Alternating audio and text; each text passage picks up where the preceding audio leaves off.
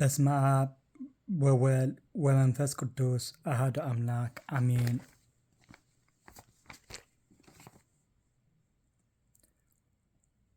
ናይ ዕለቱ ወንጌል ሉቃስ ምዕራፍ 24 ካብ ፍቕዲ 13 ክሳብ 35 እነሆ ኸኣ በታ መዓልቲ እቲኣ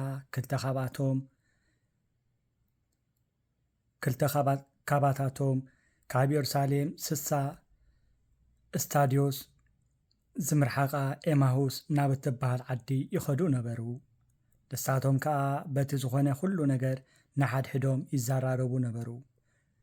ኮነ ድማ ክዘራረቡን ክመራመሩን ከለዉ ጎይታ ኢየሱስ በዓሉ ቀሪቡ መሳታቶም ከየለልዎ ግና ኣዒንቶም ተሰዊረን ነበራ።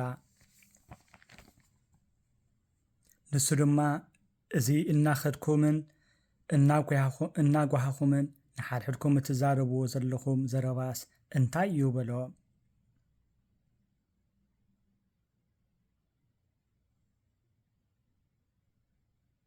ንሳቶም በልዎ እዚ ናይ ጎይታ ኢየሱስ ናዝራዊ ነገር ኣብ ቅድሚ ኣምላኽን ኩሉ ህዝብን ብገብርን ቃልን ከኣሊ ነቢይ ዝነበረ ሰብኣይ ሊቃውንቲ ካህናትን ዓበይትናን ንፍርዲ ሞት ሓሊፎም ከም ዝሃብዎን ከም ዝሰቐልዎን ንሕና ግና እቲ ንእስራኤል ዘድሕን ንሱ እዩ ኢልና ተስፋ ንገብር ነርና። ምስናይ እዚ ኩሉ ከዓ እዚ ካብ ዝኸውን ሎሚ ሳልሰይቲ መዓልቲ እያ። ግናኸ ካባታትና ኣንስቲ ናብ መቓብር ኣንጊሄን ከይደን ነበራ እሞ ኣስተንከራና። ስጋኡ ምሳኣና ከዓ ህያው ምዃኑ ዝነገርወን ራእይ መላእኽቲ ከም ዝረኣያ መፅአን ነገራና። ካባና ገለ ሰባት ናብ መቓብር ከዱ ከምቲ ተን ኣንስቲ ዝበላኡ ኮይኑ ረኸቡ፣ ንኡ ግና ኣይረኣይዎን።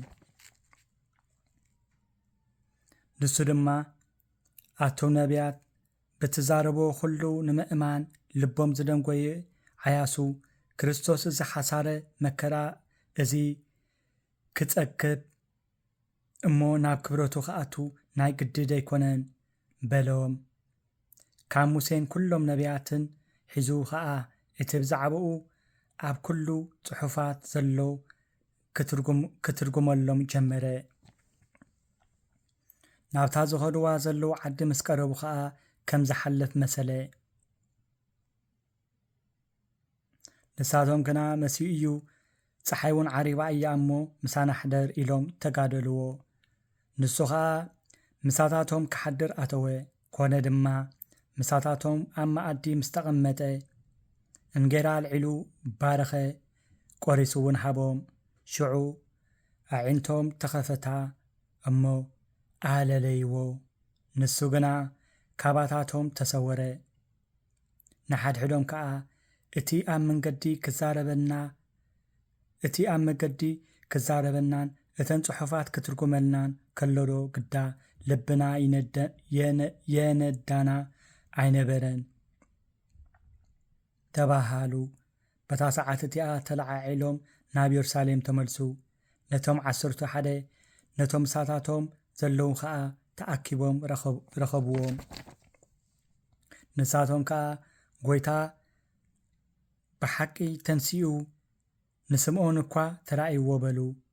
እቶም ካልኦት ድማ እቲ ኣብ መገዲ ዝኾነን እንጌራ ምስ ቆረሰ ከዓ ከመይ ከም ዘለለይዎን ነገርዎም።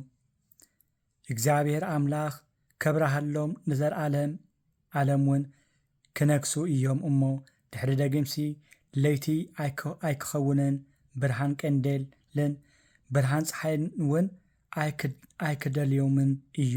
ራእይ ዮሃንስ ምዕራፍ 22 ፍቕዲ 5 እግዚኣብሔር ኣምላኽና ሎሚ እውን ንዓይ ንዓኻትኩምን ምሳና ኣሎ።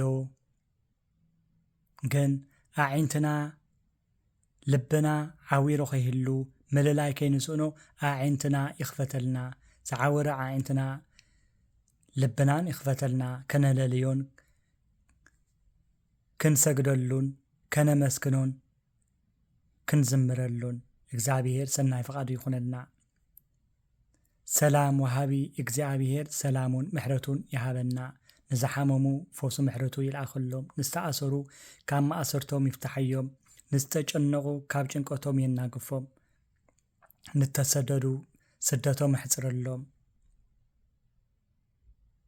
ሰላም ንሃገርናን ንዓለምናን ይውርድልና፣ ፍቅርን ስኒትን ይዓድለና። ወስብሃት ለእግዚአብሔር ልዑል ወለወላዲቱ ድንግል ማርያም ወለመስቀሉ ክቡር አሜን።